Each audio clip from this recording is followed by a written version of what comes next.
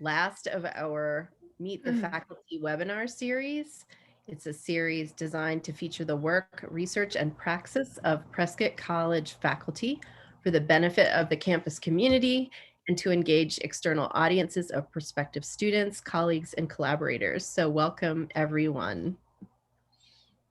And again, we'll wait just another few minutes as people continue to arrive.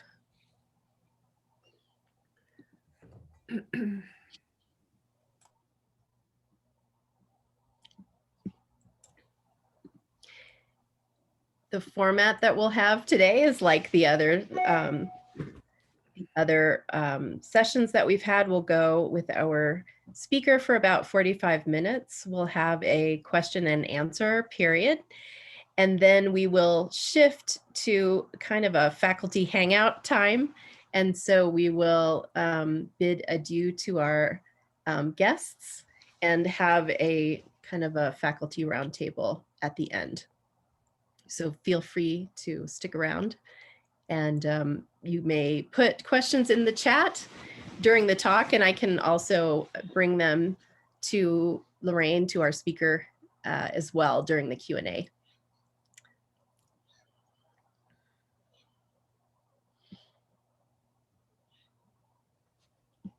Maybe just a couple more minutes. Welcome, everyone.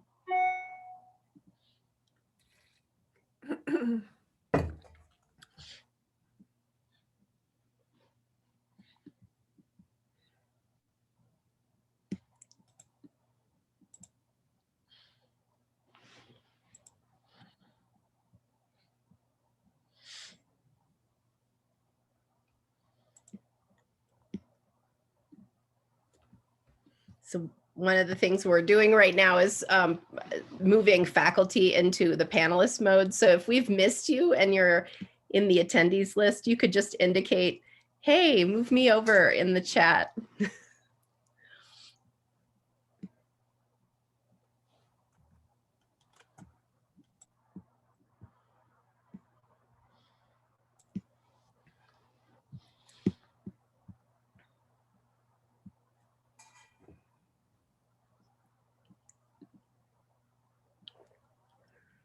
I feel like we should have walk-in music or something. Right. So it looks like we've now gone live to Facebook. I think we'll get started. Welcome, I'm Gretchen Gano. I'm Director of Research here at Prescott College. You've joined the Meet the Faculty webinar series. This is our last talk for the spring, and we are pleased to welcome Lorayne Meltzer, Environmental Studies faculty and Executive Director of the Kino Bay Center for Cultural and Ecological Studies at Prescott College. Her talk is going to be called Community Leadership and Participation in Biocultural Conservation in the Gulf of California, Mexico. So welcome, Lorayne, and welcome all of you. I'll hand it over to you. Okay. Well, hello, everybody. I don't really know who you all are, but welcome. And thank you for being here with us this afternoon. As Gretchen said, I'm Lorayne Meltzer, and I have been on the faculty of the Environmental Studies Department for quite some time, about 25 years, and am the Executive Director of the college's Kino Bay Center for Cultural and Ecological Studies in Sonora, Mexico. And just by way, I have a presentation that I'm going to share with you in a minute, but by way of introduction, I thought I would share that my academic background a million years ago is in resource management. And back in the dinosaur days, that meant really focusing on the species and the habitats that you were trying to protect.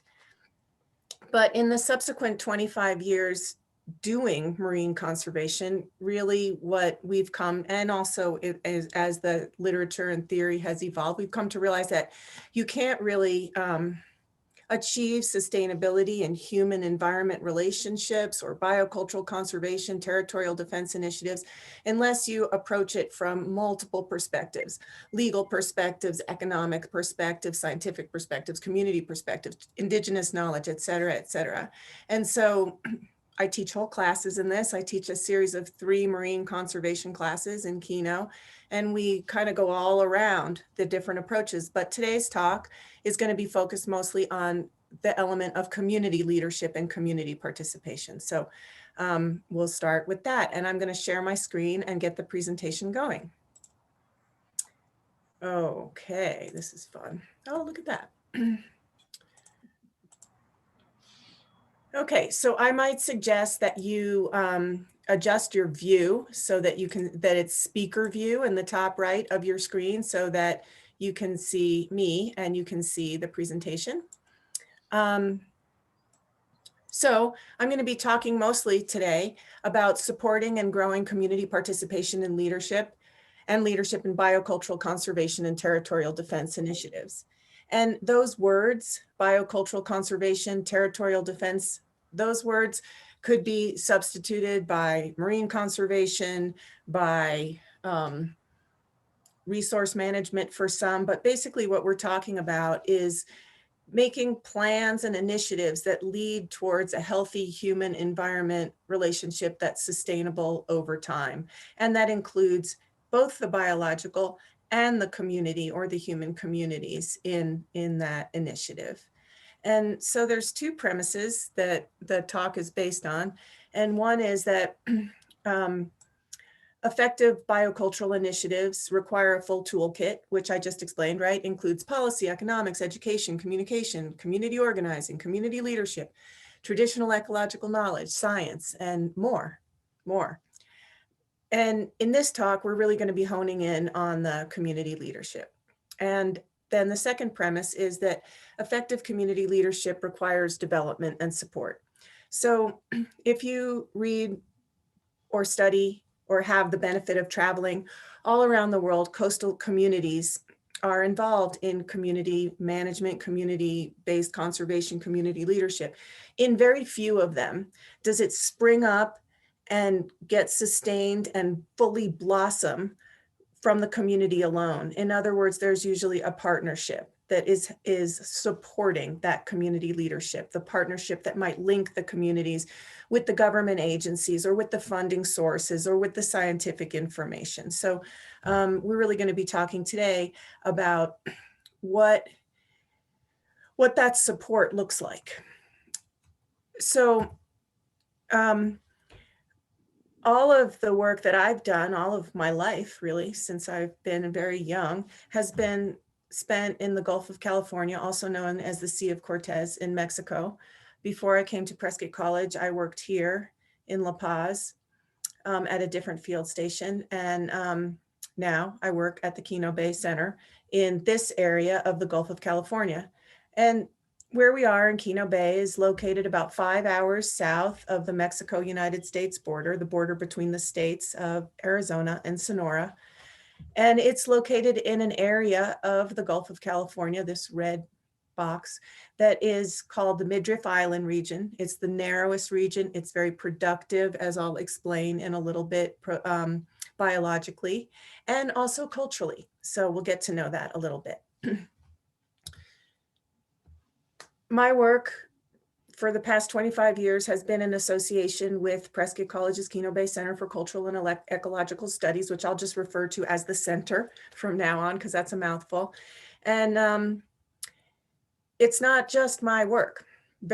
Almost nothing is just my work. It's all of the initiatives that we're going to be talking about today are really a collaboration between not just the 12 staff members that are there and not just the 40 community members that are currently working with us now, but a whole history of students, Prescott College students and staff members and community members that have kind of built brick by brick by brick the work that we're able to do now over the past 30 years. This field station, we have about, well, in non-pandemic years, we have about 15 to 1,800 visitors a year. About 100 of those are Prescott College students. So the rest of them are community members or scientists from other institutions or school groups from other schools around the country and the world. So before we get into a little bit about what the community initiatives are, I just have to give, I don't know who's out there in the audience, and I know that some of you are very intimately familiar with the landscapes and the biocultural landscapes of our region, but I assume that some of you aren't. So I'm gonna say that the Gulf of California, the shores of the Sonoran coastline are world famous, right, for being a place where the desert meets the sea.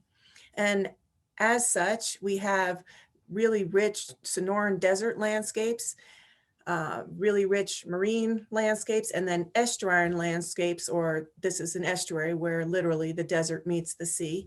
And these ecosystems support just the most enormous wealth of biodiversity that I can't do it justice in the short amount of this presentation that I'm going to dedicate to talking about the biological and the cultural diversity of the region. But here's just a smattering, right?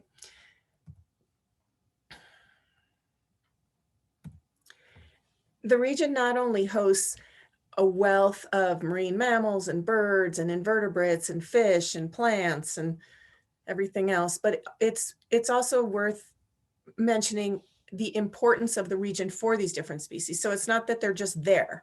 They're there in a very important part of their natural history. So we can see these dolphins. You obviously have a mother-calf pair. So this is an area where dolphin reproduction happens. And one of the regions that I'm going to be talking about today, the Canal de Infernillo, is where there is dolphin reproduction happens in our area. So again, a very important place for a wide diversity of species. And one of the other things that you've all heard of the Galapagos, hopefully you've all heard of the islands in the Midriff Island region of the Sea of Cortez too, because they're just as significant in there, because they're protected. All of the islands in the Gulf of California, only over 900 islands are protected by the federal government, but they are really important mostly because they support a lot of seabird colonies, seabird nesting. Many of them don't have predators. This is the blue-footed booby, and it's ridiculous looking chick. And so some of these islands support 90% or more of the breeding population of a particular species of seabird, and other islands host or support 14 different species of nesting seabirds. So those species depend absolutely on these islands for their survival. And as some of you probably know, islands are very important also for endemic species, species that live nowhere else in the world. And these are two from San Esteban Island, the Mammillaria cactus and the chuckwalla. And many of these species are also important historically for some of the indigenous people that live in the region. Speaking of the people that live in the region, these I'm going to start with the Concacs. You might also have heard of them mentioned as the Seri in Spanish. This is an indigenous group of people that have lived in this region for thousands of years and whose origin story begins in this place. People who have more words for different winds than I can even imagine, right? So songs for currents, to ask permission to pass through currents when they're historically paddling in reed grass boats from one island to the other to bring water back across a channel in a clay pot. So as you grow up, as a people grow up in a region like that, their entire cosmovision, if you will, is based in the natural history of this region. And that's why biocultural conservation becomes so important. You can't really do one without the other because they're so linked. Another group of people, so the Kino Bay Center is sort of in between the Concac territory and then the fishing village of about 6,000 people of Kino Bay or Bahia de Kino.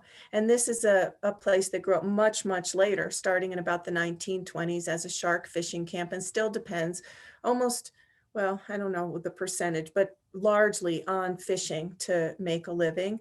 So this is a really opportunistic fishing community. They fish with nets, they fish with traps, they fish with lines, they dive, they fish for over 60 species of things at least.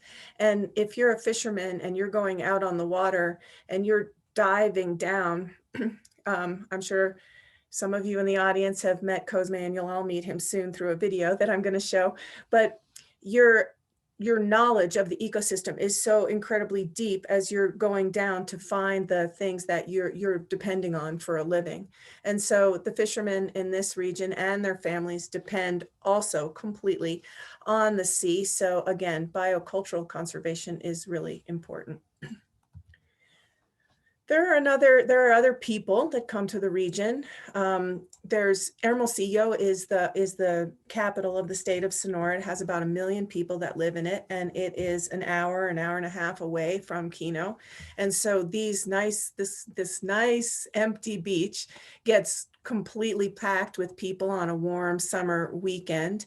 And so that's another group of people that we see in the region. And then over the past, let's say since the 1950s and 60s, researchers have, well, maybe not flocked, but come to the region to study everything from, the rare endemic fishing bat, the only bat in the world that eats marine fish, to plants, to oceanography, geology. So the field station's an exciting place to be because people come from all over the world.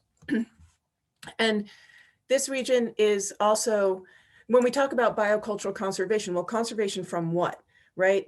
Usually you start to think about conservation when there's a threat, when there's something that's important and there's a threat that's happening and they overlap. I'm really into concentric circles or overlapping circles, right? So in this case, a couple of the threats, there's more, but I'll mention a few, are commercial fishing. This is the shrimp fishing industry. So about 10% of that catch there, and each boat does 4 sets like that every night, and about 10% of the catch is shrimp. And the rest of it is largely juvenile species of fish that the local fishermen target. And so this is a very systematic way of doing overfishing, and it causes a lot of damage, not just to the ecosystem, but to the local economy, because all those other little fish that are down there on the deck are the ones that aren't going to grow up so that the local fishermen can catch them. And it's worth mentioning, I think that Zoe's students are out there, it's worth mentioning that most of this overfishing, as with the shrimp aquaculture in the region, is driven by external global markets, so market demand. And it mostly exploded in 1993, which many of you might know. Ding, ding, ding, NAFTA is passed in 1993. So I think of it like a vacuum suck of resources from the Sea of Cortez to the United States, to China, to Korea, to Asia. And although there is very strict regulation in Mexico, environmental regulation, enforcement isn't strong enough to combat the attraction, if you will, of the market, right? So this is a market-driven overfishing. In addition to overfishing, there's also coastal development that happens that can impact sea turtles. There's overfishing. There has been historically overfishing of sea turtles. There's plastic trash. There's things that you want to protect the biocultural environment from, right? That's where conservation is born. So, sorry, I can't resist. This is a class, and as it is. So these issues present issues. These things present problems, if you will, environmental problems, human rights and social justice problems. It's not uncommon around the world in coastal communities that the fishing, the overfishing, or the tourism, the benefits are mostly the economic benefits, and the dietary benefits mostly are going to the United States, to Japan, to Asia, to Europe, whereas the problems, the environmental problems, the economic problems, the social problems are staying in the local community. And that's where you get the human rights and the social justice issues. There's human health issues, there's drug addiction, and there's the ever-present climate change impacts. So here you have this set of issues. What do you do about it? Well, here's what you do about it, right? In order to even understand what these issues are, you have to look back at them historically, right? Why did these things happen? How did this happen? And that's not an easy question, because there's political factors, there's economic factors, scientific factors, cultural factors. Sea turtles were exploited heavily and used by the indigenous people and the local people, and were very important in the diet and the culture of the local community. So that's just an example, right? So you have to understand the problem. And then you have to realize that, I don't know if you can see those green lines on there, but all of the problems are connected.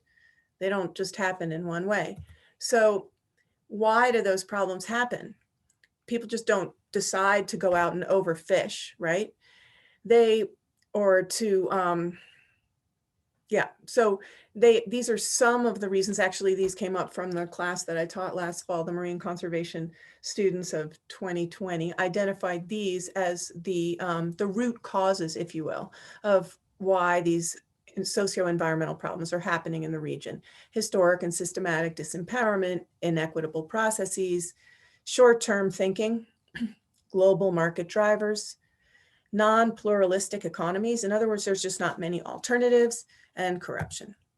And again, why is that happening? You get the picture. So then when you're going to make strategies and solutions, if you want a diverse and healthy ecosystem and human communities, and you want sustainable economic activity and healthy human ocean relationships and equitable and just processes, what do? You go to your toolkit. And one of the very strong things in your toolkit is over here, the community participation, community leadership, because you can come in with all the policy in the world, but if the community isn't there backing up that policy, or if the policy doesn't make sense to the local community members, it's not going to work. Or if it doesn't take into consideration the economics or the economic realities in a community, it's not going to work. If it's not based on science, it's not going to work. So if it doesn't take into consideration the traditional knowledge that people know, well, we all know that the grouper reproduce over there. So it has to take into consideration all of these. But more and more and more in our area anyway, and also reading from around the world, it's community leadership that's making all the difference. It's places where there's strong community leadership, strong community participation and vigilance, where biocultural conservation, territorial defense initiatives are working. So what does it take to support and grow community participation and leadership in these initiatives? Well, this is back to the Kino Bay Center. So what you're seeing on top, this is our mission and our vision. So what we're there for, is we're trying to protect priority species and habitats, right? Through all of those different bubbles, right? Science, education, information exchange, community participation, and more. But the way that we're trying to do that is by promoting and modeling collaborations between different peoples, different cultures, different institutions, to co-create solutions to complex environmental challenges. So that means bringing people together, and maybe you're bringing people together that historically don't like each other very much, or have really strong cultural biases against each other. You know, it's not uncommon at the Kino Bay Center that we're in a circle of people where you have indigenous Comcaac people, Mexican people from the fishing village of Valle de Quino, government officials from Mexico City or Hermosillo, Prescott College students from California or wherever they're from, you know, and scientists. So that can be challenging, but I would say, I would say that without all of those different perspectives, you're always missing something. So how at the Kino Bay Center, there might be people in the audience that are, oh no, where's it going? What happened? Go back. Sorry, you guys out there, previous. So wait for it. I don't know what's going to happen now, but we have, these are our programs. So we have programs in college classes. We have 16 different college classes that come. We have a research and conservation program. We have a wetlands conservation program, an indigenous community partnership program, and a communication, media and communication program. So we're trying to surround these issues from all of those bubbles. And so everybody's out there doing their own thing. And then there's occasions when all of those things come together to create biocultural initiatives in certain places. And I'm going to talk for a few minutes about this, and then we'll get to the community participation part, but about this Estero Santa Cruz or Laguna La Cruz case study, and that we've at the Kino Bay Center been involved with literally since the 1990s. And then this in the Canal de Infernillo, that's a more recent collaboration. So the idea here in what you're seeing is that in order to protect a place, you have to really address everything from science, from community participation, from all of those things around the horn, right? So just to orient you a little bit about where we are, this is, okay, here's Kino Bay, and here we are. And then here's Laguna La Cruz that I'm going to talk about first, and here's the Infernillo Canal. Laguna La Cruz is the biggest estuary. Estuaries are important everywhere because they are huge contributors of primary productivity to open ocean ecosystems. They're nursery grounds for fish, for birds, for sharks, for rays, for shrimp, for lots of commercial species, for sea turtles. They're a feeding ground. So all around the world, they're very important ecosystems, but in the desert, they're even more special and important because they just don't happen that much. If you go to Chiapas, it's all estuary, right? But here, the few estuaries that we have are so important for migratory birds that are coming through. It's like a stopover. I think John Flicker used to say it's like the gas station, right? They get to reload, to refuel in the estuaries as birds are migrating. So these are very important ecosystems. We have the green sea turtle, it feeds in the estuaries, and that'll be the focus of a little bit of what we're talking about. The green sea turtle was hunted almost, well, numbers were really dwindling until it was made completely illegal to hunt sea turtles in 1990 in Mexico. And again, this estuary and all estuaries are very important for bird nesting, for bird feeding, for bird migration, and also for fishing and for aquaculture, small scale aquaculture like this, oyster aquaculture. So estuaries are also places where there's usually a lot of human impact and threat felt because they're in some people's ways of thinking, ideal places for marinas. There's a lot of settlement. It's not a coincidence that the town of Kino Bay grew up adjacent to the estuary. In this photo, talking about threats, you can see this is from 1993. So just as NAFTA was being passed, here's your estuary. And this is all coastal scrub, dunes and coastal scrub area. And then these are estuaries too, Cardonal and Tastiota. And this is what the coastline looked like, mostly coastal desert scrub. But then by 2011, all of these, each individual square is a shrimp aquaculture pond. And so these shrimp aquaculture ponds they're artificial, the habitat is changed, and then there's canals of water bring in the water, and the shrimp are fed naturally through the water. And then all of the effluent is pumped back out into the sea, and that effluent brings with it discharge, just nutrient rich discharge like shrimp poop, if you will.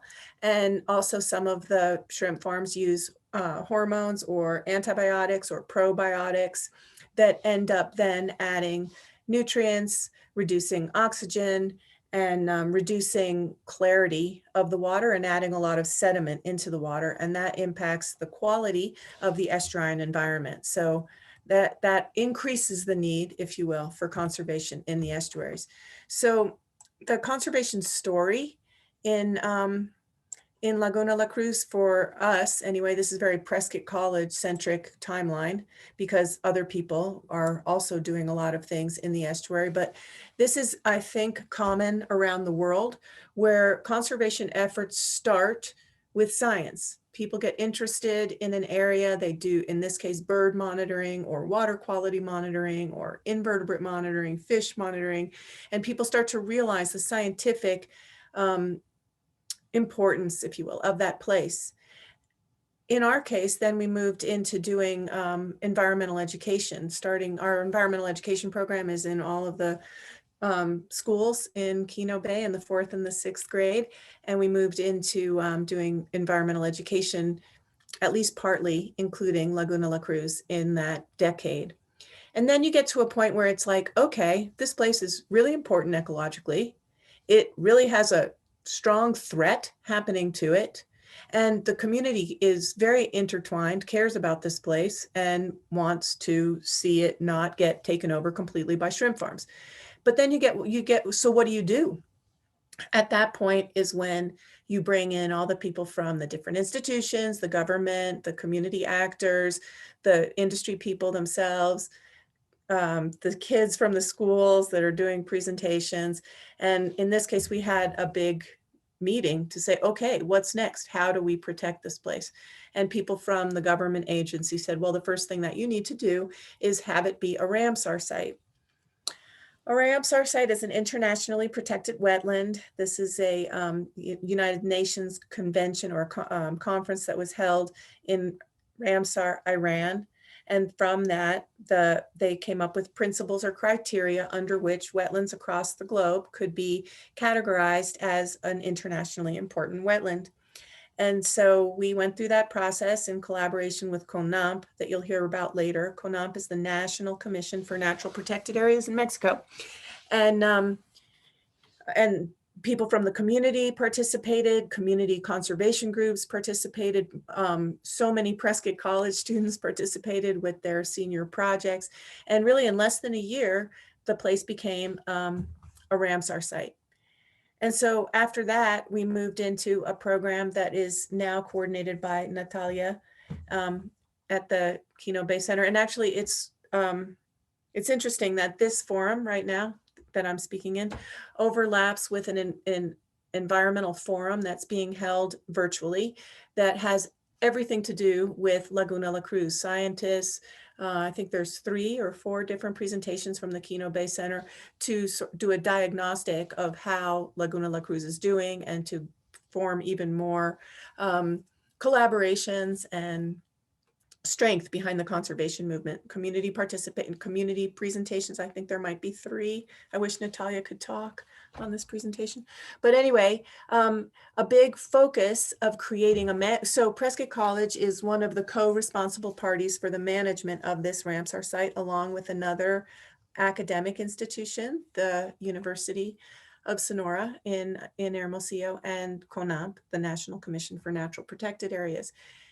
Up to now, we've created the management plan, and part of that management plan calls for, a management program calls for things like signing and enforcement and a lot of community projects. So over the past few years, the center has really strengthened our support for community projects. And so what is a community project a la Prescott College Kino Bay Center? Our community project model is based on the idea that any project that we support is based on community priorities. So to some degree or another, it grows out of a community need, a community priority, a community idea. But it also has to be supported by the center's program areas. So if the community has an idea that they want to do a drug rehabilitation program, that is a very important idea, but it's not one that we can really support with our mission and vision and what we do. So that wouldn't be a community project that we would support. So how the center supports, and these projects are all field-based, they're all out there in the field doing things, and they're all strengthened by connections and networks. So the community members themselves may have access to certain resources or to certain people. And one of the things that we do, or that we hope we do, or is our role, is to make connections between community members, maybe between elders and kids, or between community members and government agencies or scientists, and last but not least by any means, between community members and funding. So these community projects should be at least a teeny bit an alternative economic income for the people that are participating in them. And then my dream is that people in Kino and in Punta Chueca and Desemboque, the Conca communities, will be able to see conservation as an alternative economic avenue or a profession as opposed to fishing or tourism, which is what most people do. So community projects can happen at many levels. There's one community project that Natalia and Ulysses organized, which is a group of fishermen that really don't have much experience with conservation, but they're a united community group of fishermen, and they got involved in cleaning up the plastic bags that actually they put into the ocean because it has the bait that they use in their crab traps. So they agreed to participate. The economic incentive was a good thing for them. And as they're cleaning up the trash, you're like, well, this is us, this is on us. And then they start to think of other ideas and other initiatives just by being in the field together. And so that's like a hook or a starting place, right? And in that case, it's mostly our staff that are providing leadership for the project, if you will. And then it gets to a point where there's training that needs to happen. Like, okay, we want to take it to the next level. Maybe we want to do a bird monitoring project, but we don't really have the training in bird monitoring to be able to do that project completely well. And so then we have another category of project where it really is in the training category. And then maybe it moves into the co-leadership. Well, I got this now. I just kind of need you to accompany me, help me find the funding sources, maybe give me a ride, that kind of thing. And then eventually, hopefully, the projects are almost completely led by community members themselves, funded by community members themselves. So that's the model.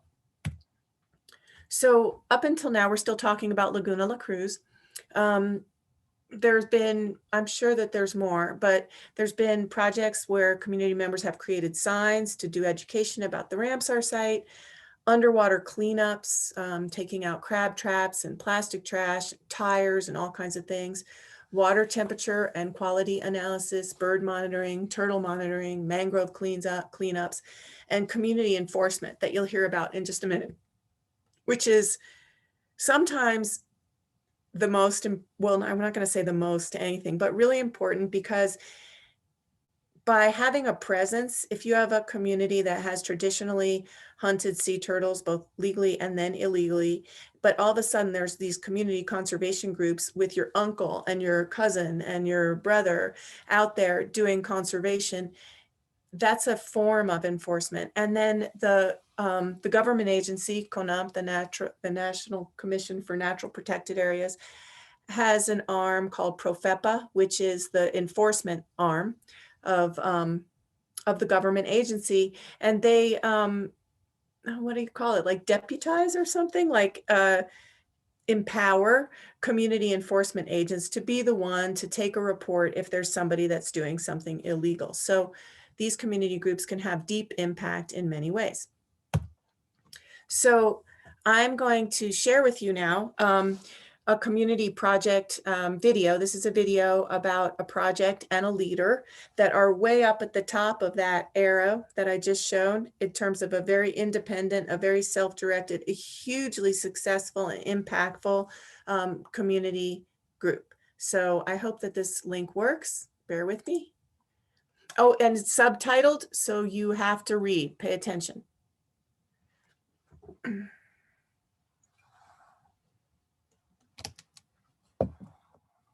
Mi nombre es Cosme Becerra, soy de Bahía de Quino, tengo 14 años trabajando en el centro como capitán de las embarcaciones, participo en los programas y aporto a las clases de Prescott. Oopsie, sorry. College, y también represento a un grupo comunitario como líder y fundador del grupo tortuguero, donde trabajamos con saneamiento de manglar y vigilancia comunitaria.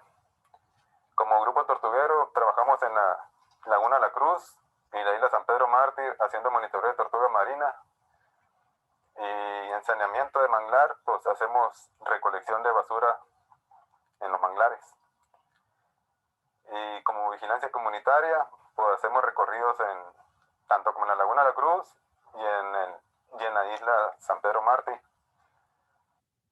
Como vigilancia comunitaria fuimos certificados por medio de PROFEPA como vigilantes ambientales donde reportamos todo tipo de varamientos de mamíferos marinos, tortugas varadas muertas y todas las especies de la región.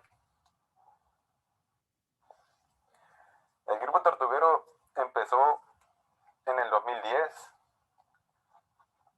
pues con la necesidad de proteger las tortugas marinas. Empezamos en el 2010 aplicando para la isla San Pedro Mártir, donde trabajamos los 2 primeros años. Y en el 2012 empezamos a hacer muestreos en la Laguna de la Cruz para aportar información, para recaudar datos, para que se certificara como sitio Ramsar. Tenemos un récord de más de 600 tortugas capturadas y marcadas dentro de estas 2 áreas. Nuestra presencia en la Laguna de la Cruz y en la isla San Pedro Mártir ha causado impactos en la comunidad, como el reconocimiento de pescadores y habitantes, ya que hemos tenido algunas tortugas que nos han brindado, que nos han donado, mismos pescadores que le caen a las redes, hasta de barcos camaroneros, para que nosotros las marquemos y la emplaquemos y la liberemos. Y nos llena de mucho gusto al sentir que otras personas se esfuerzan también por hacer lo que nosotros estamos haciendo actualmente.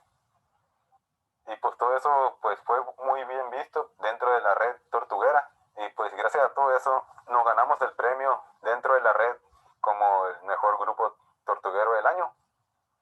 Pues fue algo que nos engrandeció mucho, nos dio mucho orgullo porque es un trabajo que estamos haciendo en familia y pues todos juntos. Además, el año pasado fui nominado para el Premio Nacional de la Conservación a la Naturaleza por la categoría individual, el cual pues resulté ser ganador. Y pues es otro premio que nos compromete más a seguir adelante y a seguir trabajando más en la concientización sobre pues todo lo que hacemos para conservar la naturaleza. Es muy importante que la comunidad se comprometa también a trabajar más en la conservación y que surjan más líderes comunitarios. Estamos en un área de importancia ecológica y es importante que entre todos intentemos protegerla.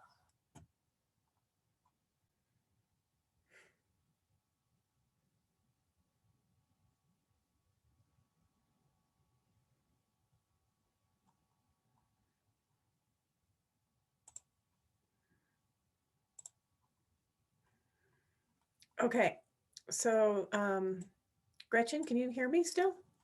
Okay, so I just, that's the goal, right? I mean, that's when you're talking about community leadership makes all the difference. It would not work if I did that, right? It wouldn't work. And the fact that Cosme and his family are well-respected members of a community and they're working really hard along with, you saw some other Becerra family members, his wife Moni and cousin Ulysses and grandchildren, working in this project, and it's growing and it's growing and it's growing to where there are more turtles now in the estuary than before. And there are people that before would have kept the turtle in their net that was in their net and ate it or sold it, that are bringing turtles to Cosme to tag and to free. And it's a source of community pride in a place that needs a source of community pride. So to finish up with, we're also starting with some, Prescott College has worked in the indigenous communities of the Conca communities in the Inferno Canal since really the late 1960s and 70s, when Prescott College students began to go down to this region. But just recently, we started to strengthen the community projects element of what we do through the Indigenous Community Partnership Program. And I'm just going to say briefly that program within the center strives to foster equitable collaborations between people who come from the outside and want to work within the territory. All too often you have people that come and want to help, but we try to gear them towards helping by supporting the priorities of the community, right? And building leadership capacity, facilitating multicultural learning spaces. So learning spaces where different perspectives can be shared, and those often involve Prescott College students. Facilitating access to knowledge. It isn't, these communities don't have reliable access to the internet, for example. And then very importantly, increasing options for sustainable livelihoods that are congruent with conservation. So again, Prescott College is working in the, what happened? In the Comcaac territories for ages. And this is a model that was promoted widely in the 1990s by Gary Nabhan, who's a Prescott College alumni from, I don't know when, very long time ago, the 70s, and his wife, Lori Monty, who's a healthcare provider. And the idea is to make it possible for groups of people to go into the field. Here we have a Comcaac elder, a Prescott College instructor, Prescott College instructor, students and Comcaac students and Mexican students learning together about plant biology. So there's traditional ecological knowledge, there's plant biology, and there's all the different perspectives and questions in between. And that kind of field-based learning, this kind of learning in situ, if you will, is very compatible with indigenous ways of learning and indigenous ways of knowing in this case, in this area, and also happens to be very compatible with Prescott College ways of learning and knowing. So this is a video, it's about 2 minutes. It's the conclusion of the presentation, and it tells you a little bit about the community projects that were currently happening in the Canal de Infernillo.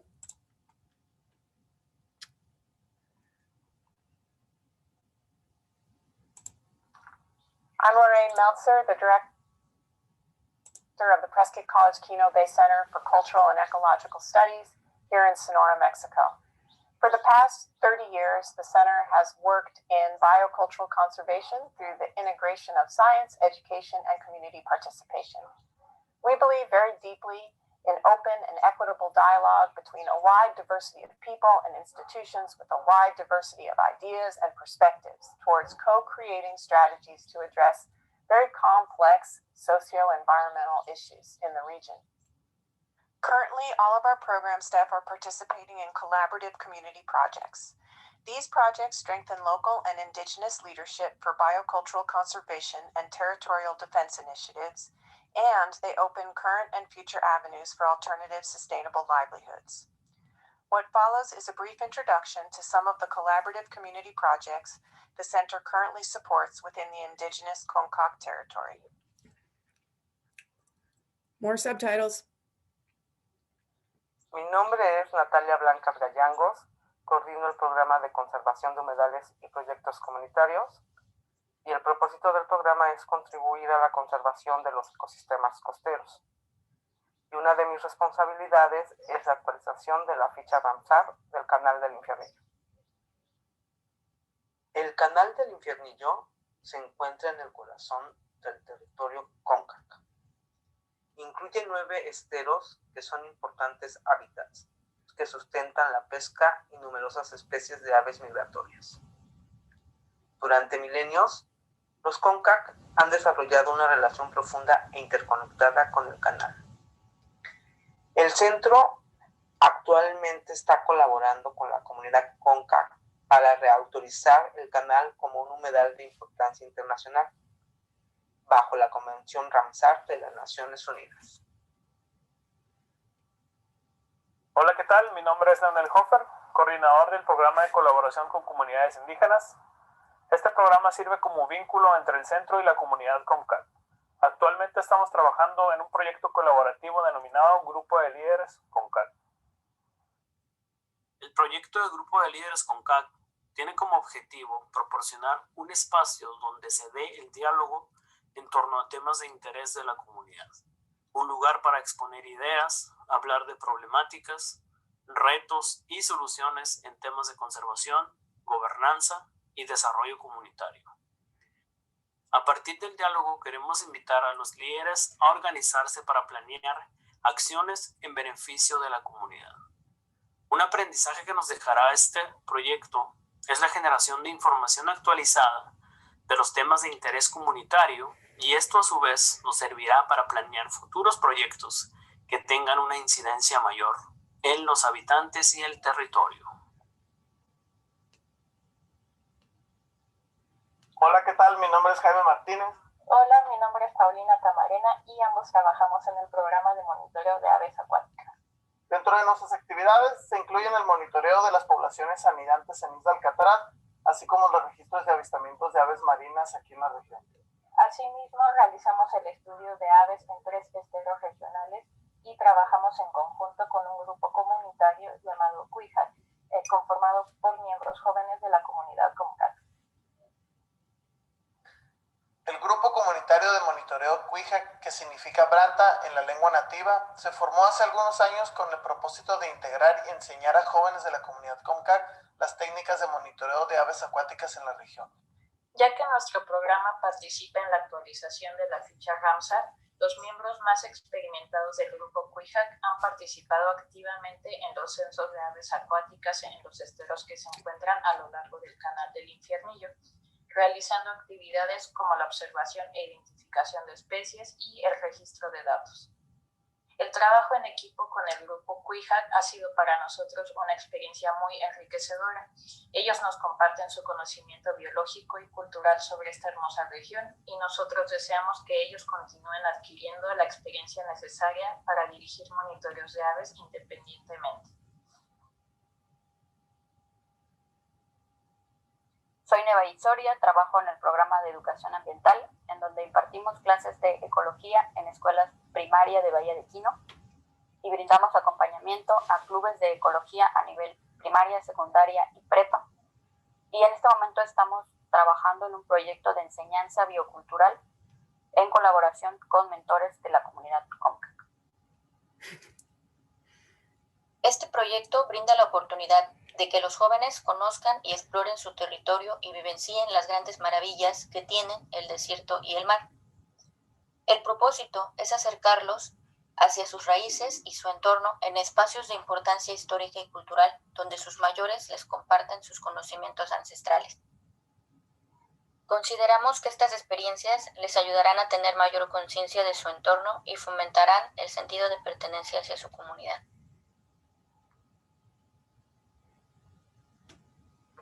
Hola, buenos días. Mi nombre es Héctor Pérez Puig. Soy el coordinador del programa de mamíferos marinos de aquí del centro.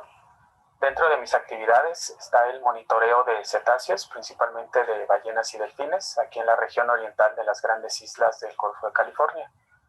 Los objetivos del programa son describir la diversidad, la distribución espacio-temporal y el uso de hábitat que le dan estas especies aquí a la región.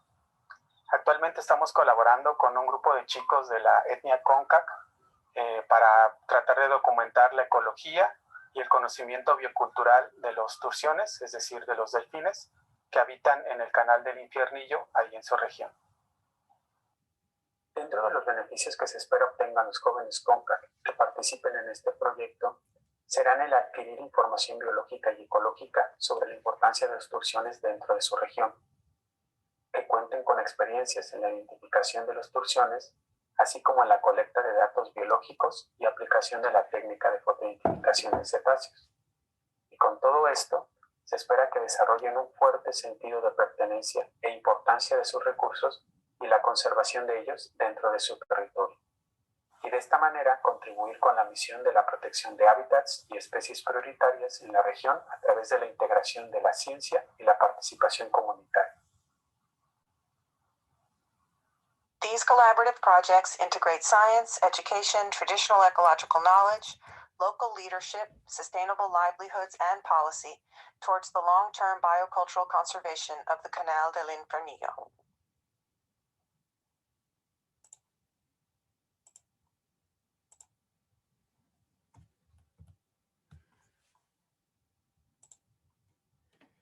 Okay, so Each one of those people from the Kino Bay Center that presented is an expert in their area. That's their field, but they're weaving together the community projects and the work within these two Ramsar sites. So hopefully you got to see, remember the diagram where some of the projects are at the participation level and some of the project are really at the self-directed level. And I'm convinced that cultivating, supporting, growing community leadership is really, you can't do biocultural conservation, especially from a socially just perspective, without it.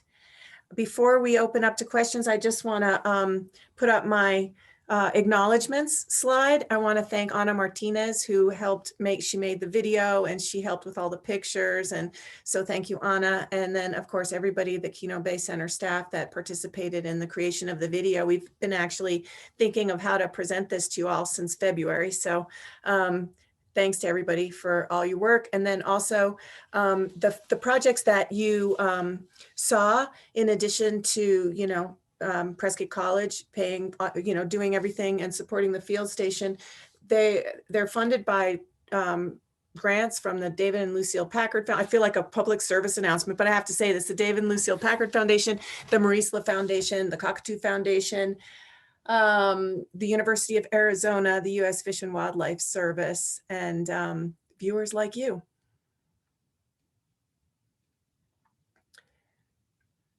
Okay. Thank you. So let's open it to questions, comments, reflections. And if you can either just unmute yourself and ask, or you can put your question in the chat and I can unmute you if you're an attendee.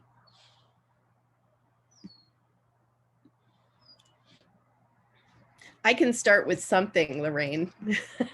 I'm really, the community conversations, I was very interested to see that model.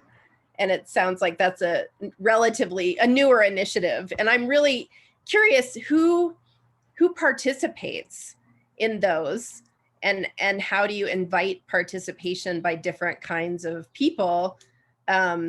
In this country, right, if you hold a town meeting, a lot of times you get interest groups that come to lobby. Yeah, I'm just curious what that landscape looks like there. Great question. So really you're asking about how community members get interested in participating in these projects? Yeah. Okay. Yeah. So it's, in some cases well, I guess it's really mutual. So we've been doing work, for example, in both communities for a really long time. And I think in the Kino Bay community, we have a big presence in the schools through the environmental education program that Veronica and NEBA have been running this year. And so if you're doing a project that might include youth, you have a natural audience there, right? And then all of their parents as well. And also, but in the Laguna La Cruz, it's really almost 100% Cosme and his family, because they've gotten so involved. Then they get other people involved, or they have ideas about which other groups might want to be involved. For example, this past year, Ulises Becerra said, okay, I would like to start a project that involves all of the actual fishermen that use this estuary, right?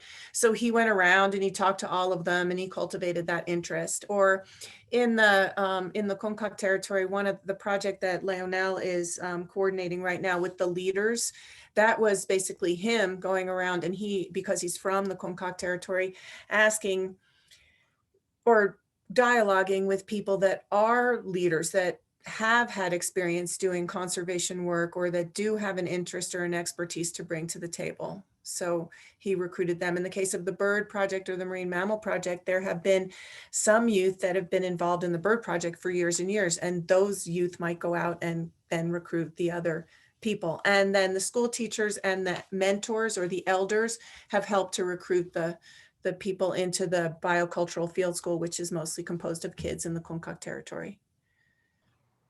Thank you. So I'm gonna, there's a follow-on question that I think goes along the same line, from Evan's story. So I'm going to unmute you and let you ask your question, Evan.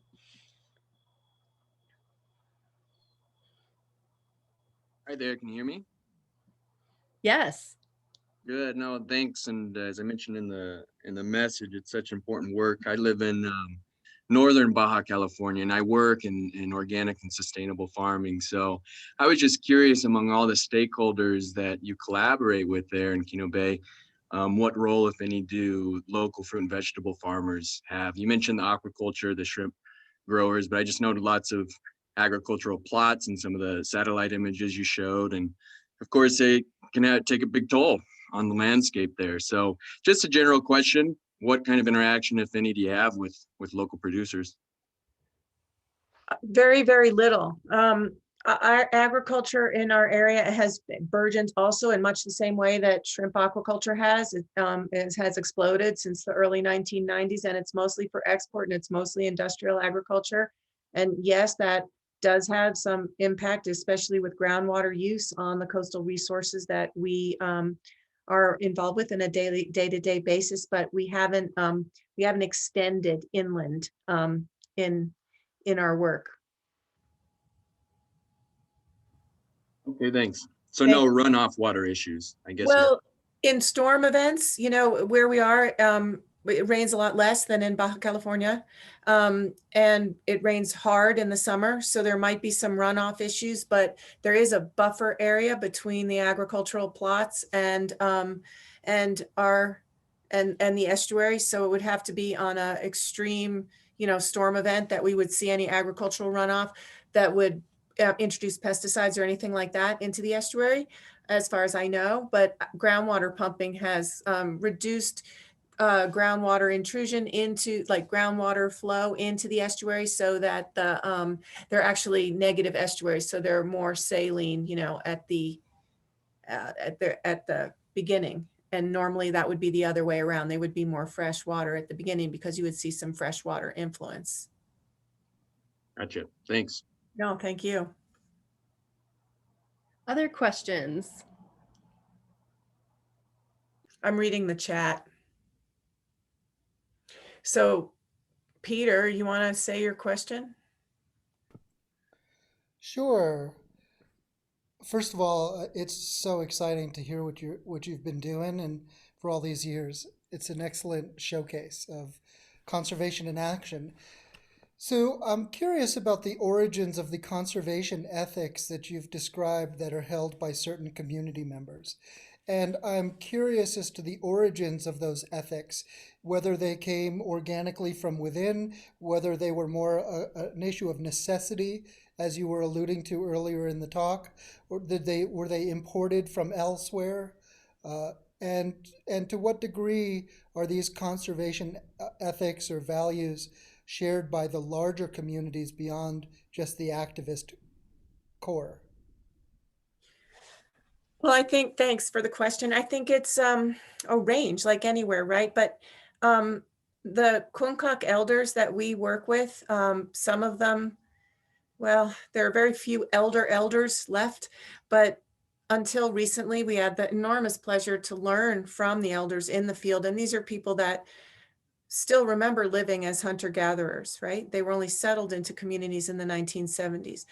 The language, I forgot to mention, the Kunkitum, the Seri language, is still the first language for most people. That language conveys so much information about the natural landscape. So what we think as a conservation ethic is just the way the world works, really, in the Kunkak territory. Nevertheless, some of the youth have become disconnected a bit from that in practice, not in their hearts, because they hear the songs every day and those songs convey things about the turtles and the winds and the currents, right?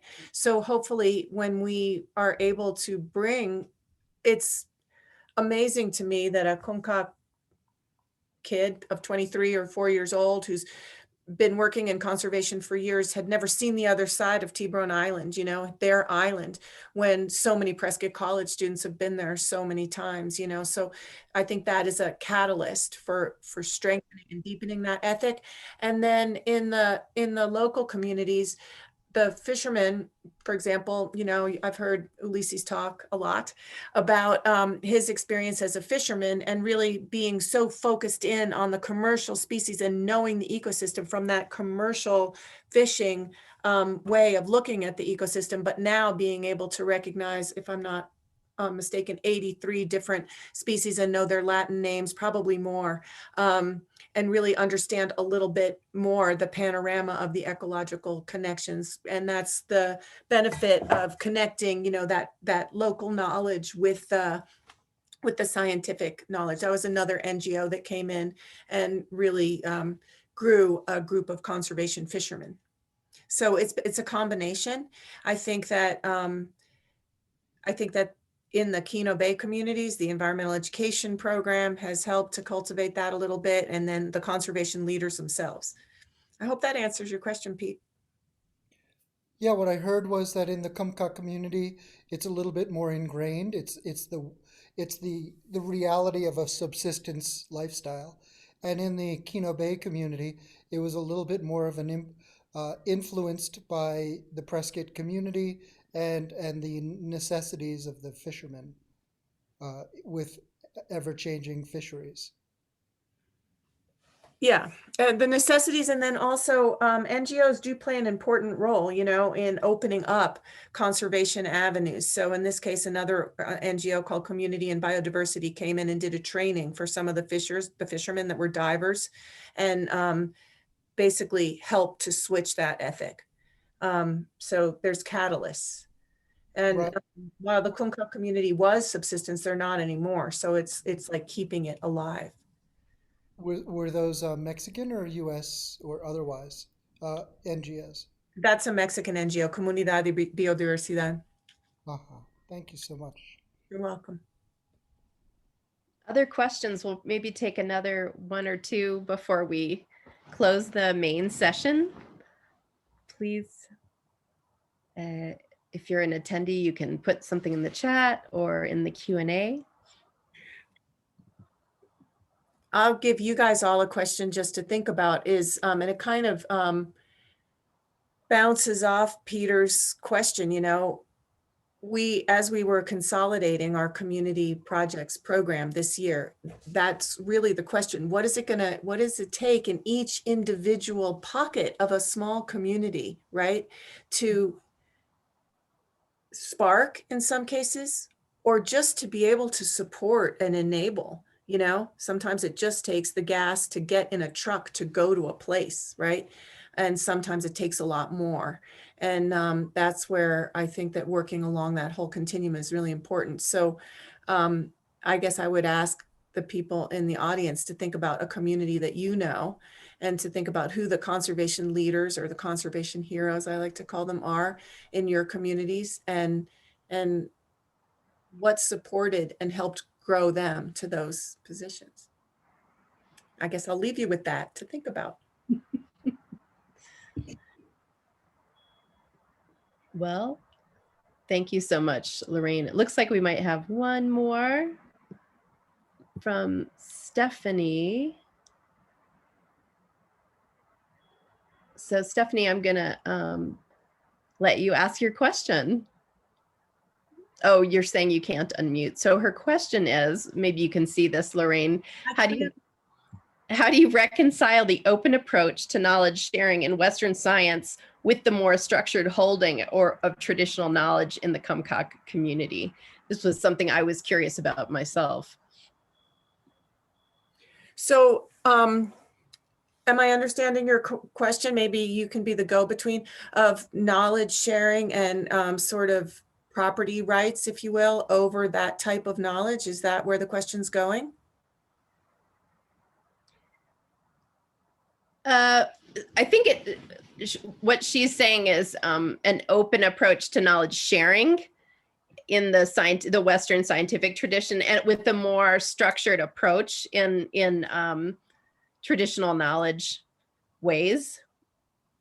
Well, my experience is that the way of sharing knowledge that I've experienced, not being a Kumka person myself, is that that sharing is very open and fluid, in a field-based setting, you come to a current. I'll remember the first time that I came to a current approaching San Esteban, and an elder, Manuelito, broke and said, stop, and had to sing that traditional song and wanted us all to know that. And I think there was a time in the mid-90s where the elders, the ones that really held a lot of the knowledge from the hunter-gatherer times, wanted us to tape them, wanted us to record what they knew, wanted to pass that knowledge on, because they could see that that was something that was really needed. So that was a very open, I understand that as being very open.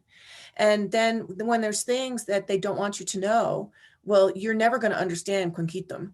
So they can just talk and talk and talk and talk and talk and sharing things among themselves. So I think that there's a very organic way of deciding what's shared and what's not.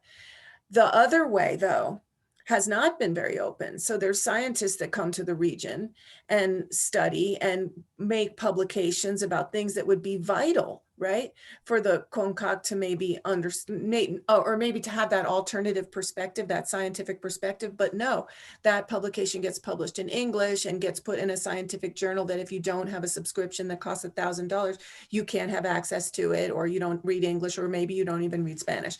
So the sharing of knowledge has, I think, been more one way from the CONCAC, and what we're trying to do is to make that bi-directional. And that's one of the requirements of our community projects, is there has to be a bi-directional element.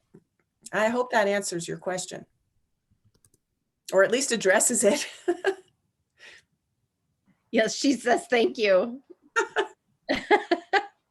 So I think we will stop there with the general session, and thank you so much, Lorayne, for this talk and for sharing with us.